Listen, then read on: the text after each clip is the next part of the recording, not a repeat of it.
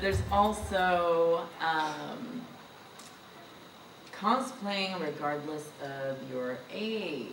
A lot of people tend to limit their what they cosplay based on how old they are.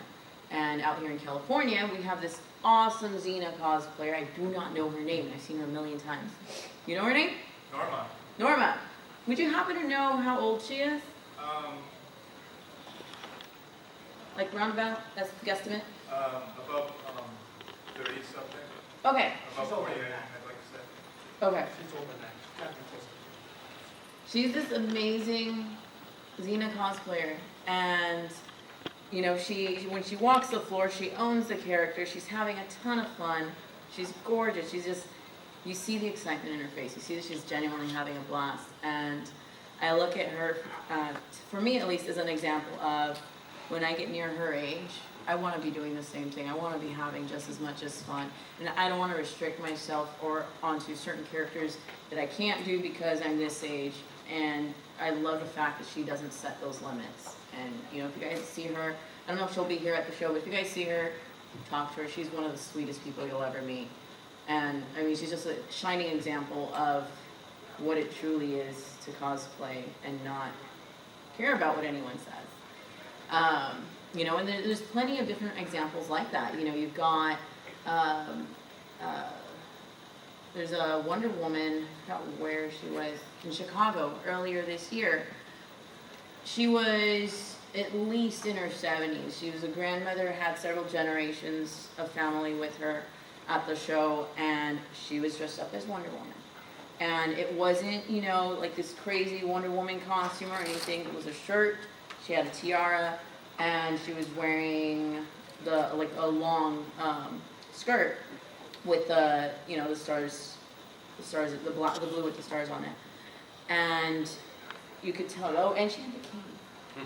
And she was having so much fun, and I absolutely love that about her, the fact that she grew up with this character, or not, but she likes the character. She's cosplaying the character. She's having fun. You see that she's enjoying herself, and she's not setting that limitation on herself that, oh, because you're this age, you can't do it. She's doing it, and so should everyone else. You know, look at these people as examples of what we should, as a community, strive for. One, acceptance, and two, just being supportive of one another and not restricting others to any kind of boundaries. You know, we don't want to tear each other down. We want to bring each other up as a whole, as a community. So, you guys have anything to say about age, or? Yes, it doesn't matter how old you are. I had a 57-year-old chicken lady from Zelda last weekend at a show that I was at. She was throwing chickens at people. It was awesome. She was great, and she found a link, and she threw chickens at Link all day long, and it was great. So she, it's like Ivy said, she owned the character. You know, it doesn't matter how old you are or what character it is, make it yours. My favorite on the reverse was there's a 30-year-old chicken. She does retired Wonder Woman. Yeah. He's a 30-year-old chicken. Did I say chicken? Oh, yes. 30-year-old chicken. I know the chickens. I'm scared of chickens. That's why. I literally am. I'm scared of chickens. But no, she did retired Wonder Woman. She's like 30 years old. She had like her boobs hanging down to here, and she had her colostomy bag of truth, and walked around with like toilet paper stuck to her shoe. It was the funniest thing. She kept the shtick up the entire time, and she loved it. And it's one of those things where I was like, I never would have thought to play like really old, retired superheroes. But it was hilarious. It's brilliant. We should do it. Now, we're going to touch real quick on cosplaying with disabilities. Don't ever feel that because there's a disability that you have that you can't cosplay a character. You know, some people will even work it into their costumes. Like this one guy in Florida called Arachnoid Cosplay. Yes, him. He works his wheelchair into all of his cosplays. He's done a Gears of War costume where he built a tank thingy right over it, and it's brilliant. It's fantastic, you know. So you'll see some people that, you know, they have to walk around with a cane. They'll somehow work it into their costume. And you know what? Let's say you want to cosplay and you only can be in a costume for a couple of hours because you physically are unable to be in it longer than that. That's totally fine, and don't feel bad about it. It's okay. we want to see you in costume. We're going to enjoy the time that you're in that costume. So don't feel that because you have this disability or that disability that you can't do it, because everyone else is there to support you and encourage you.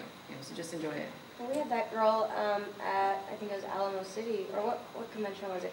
We had a girl in the audience who had just gotten diagnosed with MS. And she was very nervous to walk across the stage that night in the costume contest because she was worried that, and sorry, I'm going to get choked up because we all got choked up during this panel. She was worried that she was going to fall on the stage because her legs couldn't hold her.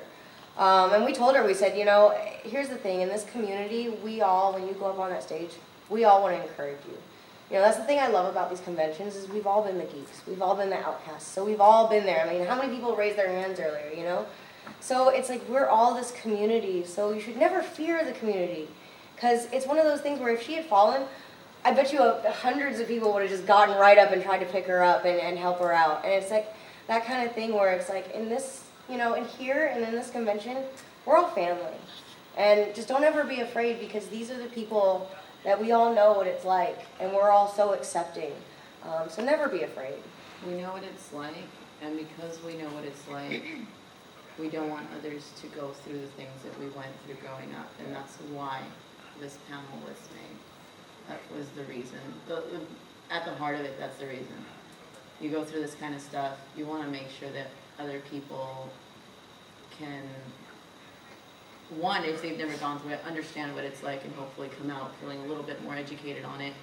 And two, at least when they walk out and they've gone through things like this, feel like, you know what, X, Y, and Z went through this, they're still doing this because they enjoy it, and maybe if they did it, maybe I can do it too, and maybe I can enjoy it. And that's one of the beautiful things that I've been lucky enough to be able to see, where, you know, I'll go to a show one year and I won't come back until the next year, and that person that was in that audience, could be one of you guys, was terrified of cosplaying.